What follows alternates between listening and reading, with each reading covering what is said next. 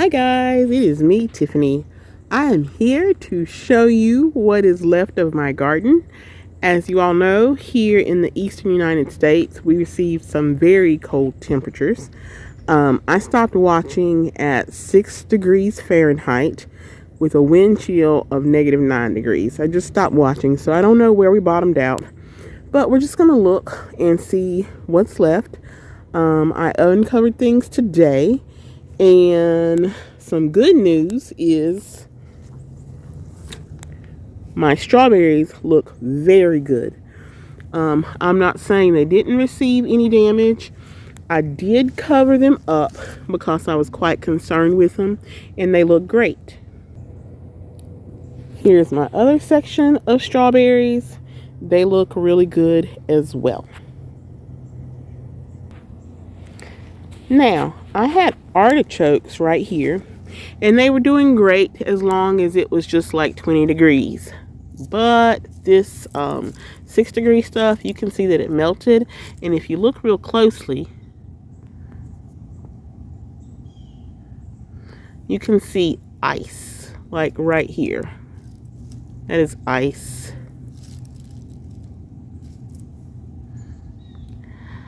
So, needless to say, unless this shoots back from the roots, which I hope it does, my artichoke is gone. This hollyhock is somehow hanging on for dear life, so I'm putting that on my cold tolerant list. Over here, I have another bed with a artichoke, and this artichoke too is toast. But again, the strawberries around it look pretty good. And these strawberries were not covered. These right here were not. I had some herbs over here. It looks like the thyme sailed through. I think this was, I forgot what that was. Whatever it is, it's toast. And it looks like the oregano is pretty good. Now, in this bed, I have a hodgepodge of things. I have turnips, broccoli, this flattened stuff right here is Chiji Misai, an Asian green, and really all of this stuff looks not so great. The only thing that looks like it kind of held up a little bit is the collards. On this side, I have bigger plants, and you can see my cabbages turned to toast. Right here, cabbage toast. And you might be wondering, what is this right here and that? Collards. That cabbage hadn't formed a head, and now it's not doing so great. There's broccoli behind the cabbage back there. It's not doing so great. Same thing over here. This is cabbage that was trying to form a head. Back here, Brussels sprouts. That's Brussels sprout. Not looking so great. This green thing here and that over there, Brussels sprouts as well.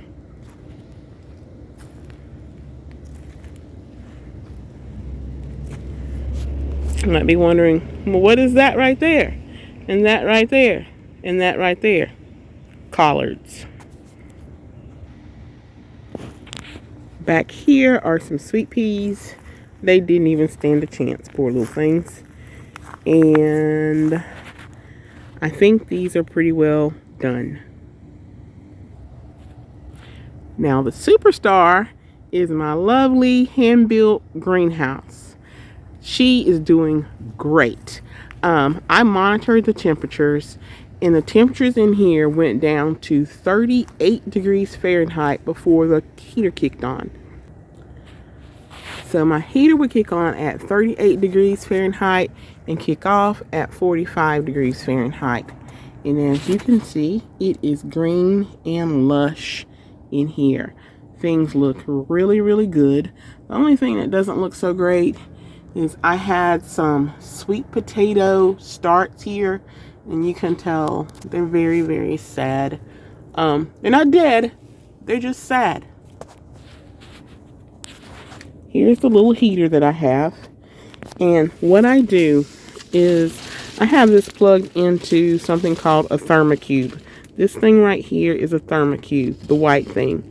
And that has some mechanism in it that makes power come on supposedly at 35 degrees Fahrenheit and shut off at 45 degrees. The heater that I have down here is a 400 watt ceramic heater. So I'm really not using that much energy. This greenhouse does a really good job of conserving heat for a few reasons. A, because there's so much stuff in here. Like, this stuff is absorbing heat through the day when the sun is out and coming through. Another reason is back here I have, and there's more than this. It's hard to see because it's so compact in here, but I have jugs of water, and that helps to conserve some heat. And also, I know you can't see, but this is insulated. Like, you see the silver stuff there? That's an insulating material, and even behind the insulating material, between the joists, is foam. So the bottom of this greenhouse, you might be wondering, well, why did I even make this greenhouse out of wood? That's because the bottom of the greenhouse is insulated. The reason why I put a lot of wood in here and not so much plastic, enough for it to get sunlight, of course, but not so much where it could get maximum sunlight, is because I had to think about, how am I going to keep this thing warm? And plastic is really not a good insulator. So I kind of split the middle. Literally, I split the middle, and I made the bottom half out of wood, and all of that is insulated, and then the top part is covered with plastic, and there are 2 layers of plastic there just to help keep things more insulated. You can see the top is not a transparent material. Again, that is to try to help keep things more insulated and not have to run heat every 5 seconds. Something else I'm a bit concerned about are my onions. So, like you can see garlic here, we plant garlic and onions in the fall here because our temperatures normally don't get as cold as they were. The garlic, I think, is going to be okay, but right here are some what were onions. And I can look and see that this is melted.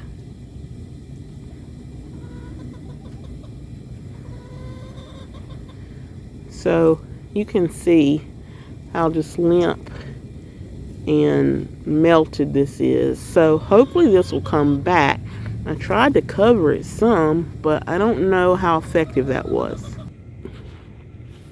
And believe it or not, this whole bed was onions, and I really don't see any more green left. Well, I take it back. I'm getting close. There's a sprig. So I don't know how my onions are going to fare. What I'm going to do is I'm going to leave this alone for maybe 2 or 3 weeks and see what happens.